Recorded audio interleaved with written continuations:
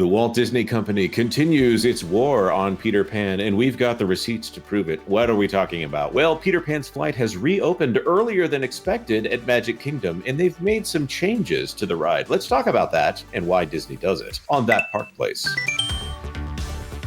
Hello, I am Jonas J. Campbell, an investigative reporter from That Park Place, and here with me is theme park connoisseur, Mr. VashSky.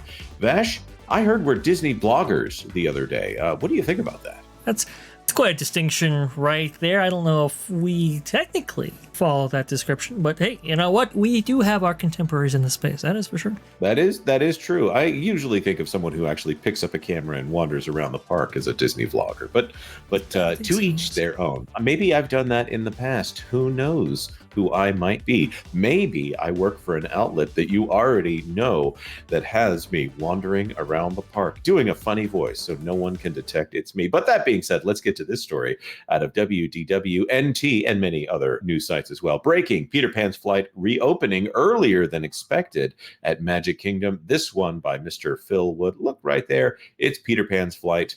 Vash, I'm actually going to let you take over from me very soon. But I do want to point out Peter Pan is one of the most popular attractions at any Disney theme park across the world. The new Disney Sea Fantasy Springs expansion over there in Japan just did a massive Peter Pan and others area and a big Peter Pan ride over there. Peter Pan almost always has a longer line than you would expect for such an old property. This is a big property for the company, and I don't think they like it very much. I'm going to hand it to you from that point on. I don't think they like it very much either. And I do agree with you. This is a huge property for the company, at least in the parks division. In fact, I believe it's the only attraction duplicated at every single castle park around the world.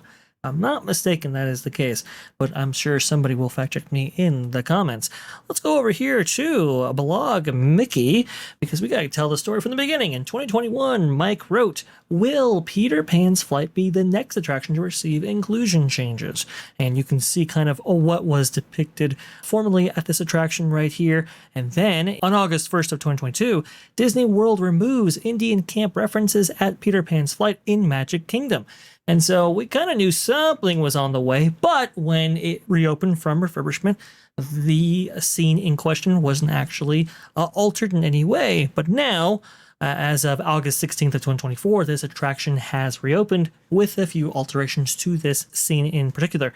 It says right here, Native American scene updated at Peter Pan's flight following refurbishment. You can kind of see this scene compared to before, obviously, and then after with this new sequence right here. Very, very interesting. So there's a couple of things to note here. One, it seems that Tiger Lily, along with an elder of this particular tribe, is dancing on a turntable here, and then there are some drum beats with moving figures to the side of them. Very, very interesting. It's more kinetic, I will say, than the previous incarnation of this attraction right here. The one thing lost was the campfire sequence and the light illuminating therein. It does seem to be very heavily altered, and it looks to be very heavily influenced by the Stories Matters group, I will say. And we have some more photos for you to view this sequence in all of its glory. Also, too, not very representative of the characters actually in the film, which everybody is noting. Right, and this is depicting, there is a scene in Peter Pan where Tiger Lily dances, and the animation on that sequence is really great. The fluidity of the animation of Tiger Lily dancing in a circle. First of all, it's Tiger Lily by herself. I'm going to say they've obviously removed the depiction of the chief from this, and in the movie Peter Pan, Tiger Lily is obviously the love interest for Peter Pan in some level, one of multiple in the film, or someone who is romantically interested in Peter Pan himself. Of course, Peter Pan, the story of Peter Pan centers around Peter Pan, and so he is obviously the primary character of that story. So it's not weird that he is the center of the story. In this one, it's supposed to be that Tiger Lily is more attractive, or more on the attractive side, or is supposed to be someone that Peter would, I don't know, see as a romantic partner here. I know there are people who take that too far, but romantic interest is not the same as debauchery here. I'm also going to point out, for those of you who say that this is not necessarily a Stories Matter initiative, it definitely is. And let's go over, in fact, to the Story Matters website. I'm thinking most people are not even aware that this exists here. There is the Stories Matter website here. Stories shape how we see ourselves and everyone around us. So as storytellers, we have the power and responsibility to not only uplift and inspire, but also consciously, purposefully, and relentlessly champion the spectrum of voices and perspectives in our world. Obviously, that can sound like a pretty loaded statement right here. Relentlessly champion the spectrum of voices here. And a lot of it isn't necessarily problematic. There are some aspects of it that could be a little bit more controversial. For instance, here's the advisory statement that you get on a lot of Disney Plus shows. Sorry, older Disney movies that were made by Walt Disney himself that are deemed no longer completely acceptable.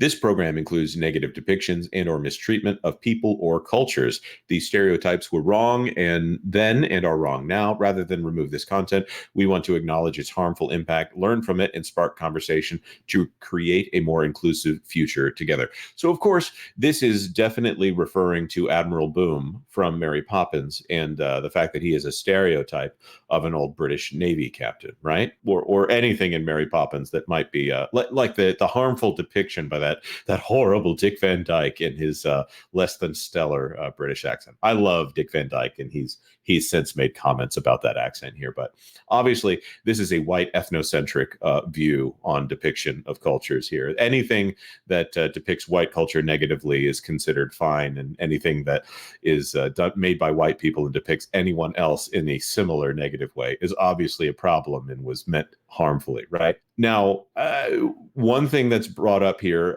is this idea of a Tiana's Bayou Adventure ride, and I'm also going to point out that this is not the ride that ended up being put up. We are reviewing our offerings beyond the screen, which include products, books, music, and experiences, while advisories for negative depictions of people and cultures may be added to some offerings. Others will be reimagined. We are also investing in new ways to better reflect the rich diversity of stories in our world. This work is ongoing and will evolve as we strive toward a more inclusive tomorrow. So for those of you who would say that Tiana's Bayou Adventure is not a diversity initiative, there's your admission by Disney right here.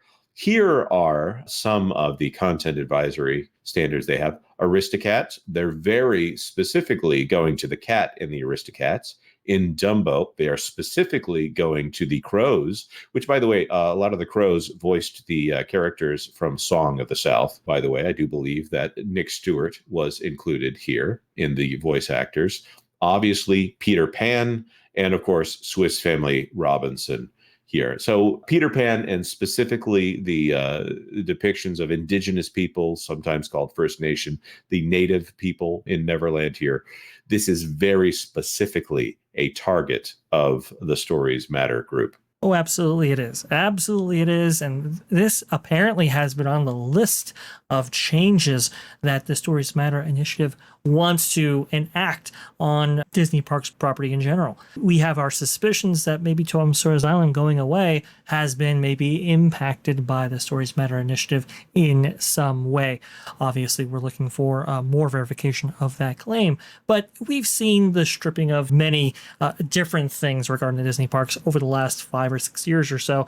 You know, one of the things on the list, Jonas, that's very interesting are the names on Main Street, apparently. Apparently those names there, a little bit too much white representation. So we need to either replace some names or add others from a diverse set of backgrounds right there in order to augment what is there currently. And we're already seeing this, maybe not so much on the windows on Main Street, but we're already seeing this within the company's ranks, for example, like the Disney Legends, in which Martha Blanding right here received a Disney Legends for being the first Black tour guide at Disneyland, which, you know, is very notable indeed. But a Disney Legend, I mean, that's, you know, that's something right there. Obviously, that holds weight within the company, and they're making a statement when they're actually doing this. Now, obviously, there are many contributions that Martha has made over the years, and they do note that in this article right here. But it just goes to show that a lot of the company's actions are, well, what we've just illustrated right here. They are geared towards making a statement and making a statement out of things and so forth. And so, when I see a classic attraction changed like this in order to appease the Stories Matters initiative, who believes that, what they're doing is completely just and right, I don't know. It's degradation of art in my view. They view this as a moral cause here. Now, of course, with Tiana's Bayou Adventure and Splash Mountain, they wanted that completely erased. They're not going to completely erase Peter Pan because it makes the company too much money. This is one of the hard facts of the Walt Disney Company, as Disney himself would point out here.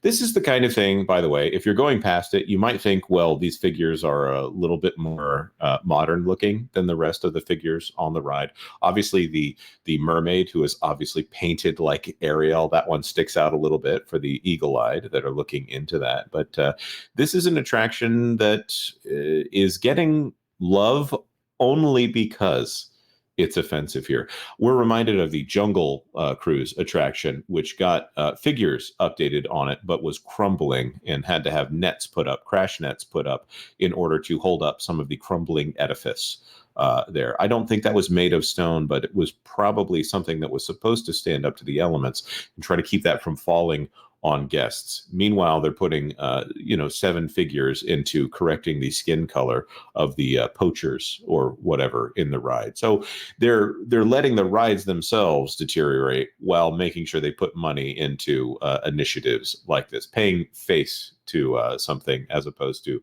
actually fixing it. And we've seen multiple efforts taken at the Pirates of the Caribbean attraction right over the years. We're now hearing rumblings of the Haunted Mansion being altered in substantial ways. Carousel of Progress, I'm sure, is on the chopping block at some point. I mean, it's just, I guess, from a theme park aficionado's point of view, I guess I wonder, where does it end? Yeah. Is really the case. And when Splash Mountain was changed, folks, I mean, that really was the demarcation line for a lot of this stuff. Right. And I can see our detractors already in the comments already forming an idea of, oh, well, you're mad that Tiger Lily's not as good looking. Oh, well, you're mad that the offensive depictions are gone. Here's the thing I'm saying. I don't think that they were that offensive. And I don't think that we're really talking about whether or not Tiger Lily was dateable to a couple of grown men. We're talking about changing something that probably didn't need to be changed, rather than focusing on the failing stock price of this company that is now going to be ripping out the rivers of America. There's the big Story It Matters initiative that we didn't talk about, ripping out the rivers of America and getting rid of Tom Sawyer Island because it has been deemed offensive to current sensibilities. That being said, we want to throw this to our commenters. What do you think about the changes to Peter Pan's flight? By the way, just in and of themselves, what do you think about the figures here? They aren't offensive in and of themselves, I would say. It's something that aesthetically is probably fine, as long as you don't know the context around them. But we would love to throw it to you so that you can tell us what you think. Like this video if you like this video. And of course, consider subscribing to That Park Place for all the news that should be fun. Thanks for watching That Park Place News. For more information, consider checking out www.thatparkplace.com. And don't forget to subscribe, share, like, and send this out on your favorite social media account.